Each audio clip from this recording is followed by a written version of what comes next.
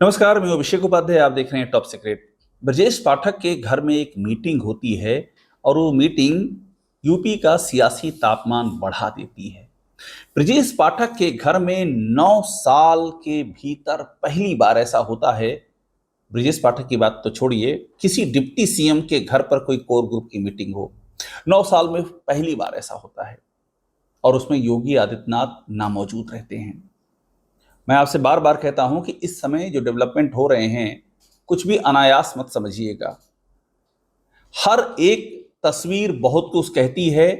हर एक डेवलपमेंट अपने पीछे की एक पूरी की पूरी पृष्ठभूमि का कच्चा चिट्ठा सामने रखता है और हर एक घटनाक्रम भविष्य में होने वाली घटनाओं और उसके बीच में एक पुल का निर्माण करता है। उस पुल पर पैर रखिए, आप धारा के उस पार हो जाएंगे और हो सकता है भवितव्यता को, यानी कि जो होने वाला है, उसको आप देख भी सकें।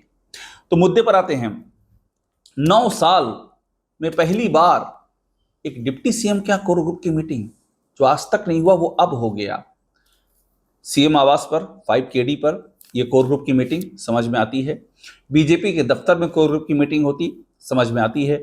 प्रदेश अध्यक्ष के आवास पर भी यह कोर ग्रुप की मीटिंग होती तो समझ में आती है। लेकिन डिप्टी सीएम के घर पर कोर ग्रुप की मीटिंग और उसमें सीएम की नामौजूदगी, ये जो तस्वीर आप देख रहे हैं जिसमें से 4 लोग बैठे हुए हैं, दोनों डिप्टी सीएम ब्रजेश पाठक, केशव मौर्य, प्रदेश अध्यक्ष पंकज चौधरी और धर्मपाल जो संगठन मंत्री हैं, संगठन महामंत्री हैं, और ये ब्रजेश पाठक के घर पर कोर ग्रुप की बैठक। ये बहुत महत्वपूर्ण इसलिए भी है क्योंकि नई संगठन की नई टीम का निर्माण होने जा रहा है। इसी अप्रैल की डेडलाइन तय की गई है। अभी एक समन्वय बैठक हुई थी संघ और बीजेपी की सीएम आवास पर, और उस समन्वय बैठक में कुछ तय किया गया था। सबसे बड़ी बात क्या थी कि अप्रैल में संगठन की नई टीम बना देंगे। सारे प्रदेश पदाधिकारी, युवा मोर्चा, महिला मोर्चा, किसान मोर्चा, ये सब भर देंगे हम। ये भी तय हुआ था कि जो आयोग, निगम, बोर्ड खाली, ये भी भर देंगे। मैं क्लियर कर दूं, आपने कई अखबारों में पढ़ा होगा, ये जो बैठक हुई थी संघ और संगठन की सीएम आवास पर, इसमें मंत्रिमंडल विस्तार को लेकर के चर्चा हुई। ये निरा असत्य है। कहीं कोई चर्चा नहीं हुई क्योंकि मंत्रिमंडल विस्तार का अधिकार इनमें से किसी के पास नहीं है।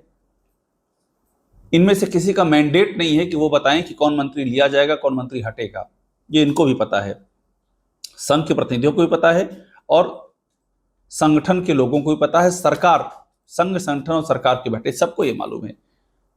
लेकिन हर बार कयास लगा लिया जाता है कि संघ बैठ रहा है, संगठन बैठ रहा है, सरकार बैठ रही है, तो कुछ ना कुछ मंत्रिमंडल के विस्तार की बात होती होगी। इसीलिए आप देखेंगे पिछले 6 महीनों में यूपी के जो अखबार हैं या राष्ट्रीय अखबार जिनका यूपी का एडिशन है, वेबसाइट्स, चैनल भरे पड़े हैं। संघ और संगठन, सरकार की बैठक हुई, यूपी में होने जा रहा है मंत्रिमंडल विस्तार, पिछले 6 महीने से होने ही जा रहा है, हो ही रहा है, क्योंकि सिर्फ कयास है। मुद्दे पे आते हैं। मुद्दा यह है कि यहां पर संगठन की बैठक हुई, कि अब संगठन को लेकर के बैठक हुई कि अप्रैल के महीने में संगठन को लॉक कर लेना है। उसके बाद ब्रजेश पाठक के घर पे कोर ग्रुप की बैठक होना बहुत महत्वपूर्ण है, क्योंकि कायदे से जब संघ, संगठन और सरकार बैठ चुके थे तो अपनी रणनीति तय करने के लिए बीजेपी के कोर ग्रुप को मिलना था, तो वो सीएम के आवास पर सबसे सुटेबल जगह होती। लेकिन वहां ना होकर के बैठक ब्रजेश पाठक के आवास पर होती है और इसमें योगी आदित्यनाथ नहीं आते हैं। हमारे सोर्सेज ये बताते हैं कि ये बैठक इसलिए महत्वपूर्ण है क्योंकि इसमें एक पूरा खांचा तैयार किया गया है। संगठन में जो जो पद खाली हैं या जो नई टीम का गठन करना है, उसमें क्या, उसमें रेशियो होगा, वरीयता कहाँ दी जाएगी और जाति समीकरण, सामाजिक समीकरण के मैसेज क्या होंगे। ये बड़ी महत्वपूर्ण बातें हुई हैं और यहां पर योगी का ना होना ये बताता है कि देयर इज समथिंग, कुछ तो है जो विराट है और जो ध्यान से देखने पर आपको उसका एहसास होगा कि वो क्या होने जा रहा है। अब कुछ चीजों पे और ध्यान दीजिए। इस बीच में कई बैठक हुई हैं, क्षेत्रीय समन्वय बैठक हुई है संघ की, सरकार की। योगी आदित्यनाथ, ऐसा पहली बार हुआ है, कानपुर से लेकर के गाजियाबाद अलग अलग क्षेत्रों में जा रहे हैं, संघ की समन्वय बैठकों में बैठ रहे हैं। और यहां भी बड़ी दिलचस्प चीज हो रही है। कानपुर में जो संघ की समन्वय बैठक हुई, उसमें सोर्सेज बताते हैं संघ के ही लोगों ने सवाल उठा दिया कि हमें तो कोई पूछ ही नहीं रहा है, हमारी कोई सुनवाई नहीं है, कार्यकर्ताओं की कोई प्रशासन सुनता नहीं है। और योगी आदित्यनाथ के लिए बड़ा एम्बैरेसिंग था। उनकी ये जो बैठक चल रही क्षेत्र समन्वय की, जहां पर तैयारी करनी 27 कैसे जीतेंगे, वहां कार्यकर्ता की पीड़ा बताई जा रही है और ठीकरा सरकार पर मढ़ा जा रहा है। योगी आदित्यनाथ ने कहा, सूत्र बताते हैं कि मैं सब ठीक कर दूंगा। वो यही कहते हैं मैं सब ठीक कर दूंगा। पिछले 9 सालों से जब भी कोई मुद्दा आया मैं सब ठीक कर दूंगा, एबीवीपी पे लाठियां पड़ी मैं सब ठीक कर दूंगा। आज तक उस मामले में एक्शन नहीं हुआ है जो एबीवीपी मांग रही थी। 2025 में लाठियां खाई थी एबीवीपी ने, लखनऊ के बाराबंकी, लखनऊ के नजदीक उनकी पीठ लाल हो गई थी, लेकिन उसमें एक भी गिरफ्तारी नहीं हुई, क्योंकि योगी आदित्यनाथ ने भरोसा दिया था। भरोसा उनका यही होता है कि अभी का संकट टल जाए, उसके बाद रात गई बात गई, क्या हुआ, क्या फॉलोअप है, क्या क्या एक्शन लेना है, कुछ ख्याल नहीं है। ये एक पेक्यूलियर स्टाइल ऑफ फंक्शनिंग है योगी आदित्यनाथ के, काम करने का तरीका है।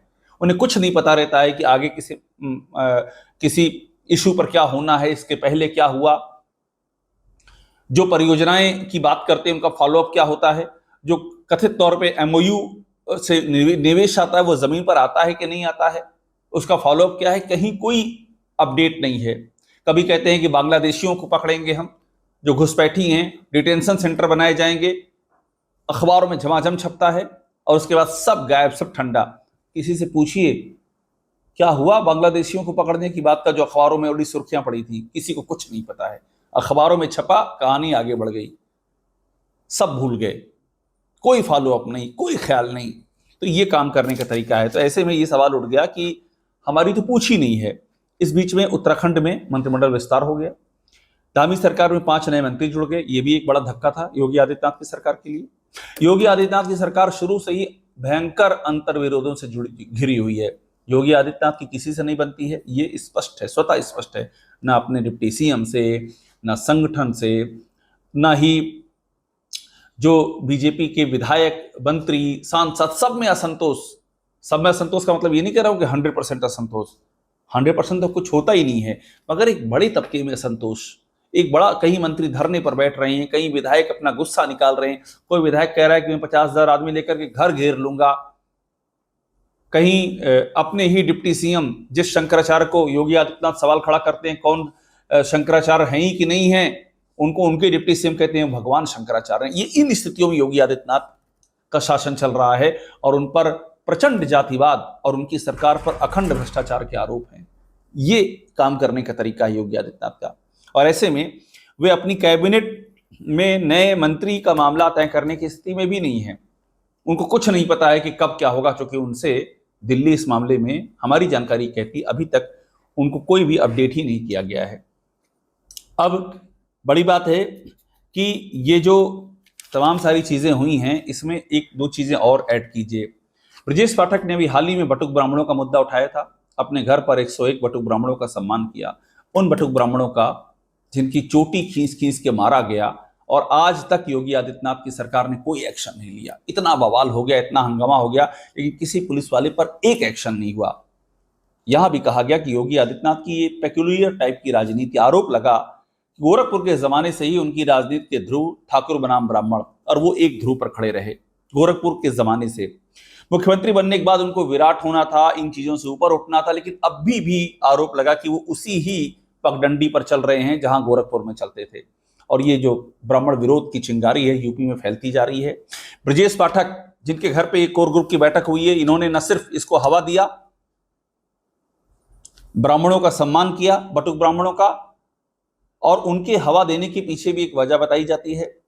इतना अधिक ब्राह्मण नाराज होता जा रहा है कि बीजेपी के ब्राह्मण नेताओं को यह मैसेज दिया गया कि आपको फायर फाइटिंग करनी है, आपको मैसेज देना है ब्राह्मणों को, अदरवाइज हाथ से ब्राह्मण निकल जाएगा हमारे। तो एक ब्राह्मणों को मैसेज देने के लिए बटुक ब्राह्मणों का स्वागत सत्कार किया गया। लेकिन मैसेज तो योगी आदित्यनाथ को भी गया कि आपकी पुलिस जिनकी चोटी खींच के मार रही है, हम उनका सम्मान कर रहे हैं। ब्रजेश पाठक ने महापाप तक करार दिया जिस तरह से चोटी खींची गई है। केशव मौर्य ने भगवान शंकराचार्य कह दिया, जिन शंकराचार्य का सर्टिफिकेट मांग रहे थे। इस बीच में एक और विवाद हुआ शंकराचार्य को लेकर के, उसने भी योगी आदित्यनाथ की छवि को बहुत डेंट किया। उनकी छवि पर वैसे ही एक जाति विशेष के पैरोकार होने के आरोप चिपक चुके हैं, और योगी आदित्यनाथ ने इस आरोप से बचने की कोशिश भी नहीं की है। अब ऐसे में हिंदुत्व पर भी आरोप लग गए कि आप जो है सनातन और हिंदुत्व में भी विभेद पैदा कर दे रहे हैं। ये और भी खतरनाक आरोप हो गया। शंकराचार्य ने जिस तरह से उनको स्नान नहीं करने दिया गया, उन्होंने काशी से लेकर के लखनऊ तक यात्रा निकाल दी और जम करके योगी आदित्यनाथ को टेक ऑन किया। उसने भी योगी की छवि को बहुत डेंट किया। ब्राह्मण वाली बात, अभी हाल ही में एक एग्जाम हुआ, दरोगा भर्ती परीक्षा, उसमें ब्राह्मण को अवसरवाद से जोड़ दिया गया, उस पर भी बड़ा हंगामा हुआ। ब्रजेश पाठक ने वहां भी मोर्चा खोला और आज उन्हीं ब्रजेश पाठक के आवास पर ये कोर ग्रुप की बैठक आज यानी कि 22 मार्च को, ये बहुत कुछ कहती है।